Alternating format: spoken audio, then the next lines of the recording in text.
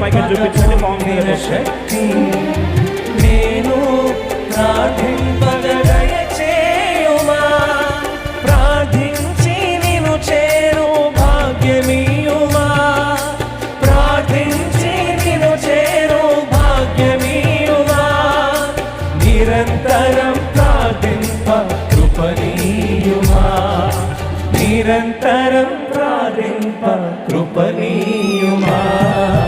ప్రార్థనా శక్తి నాకు కావాలయా, ఈ పరలోక అభిషేకం కావాలయా.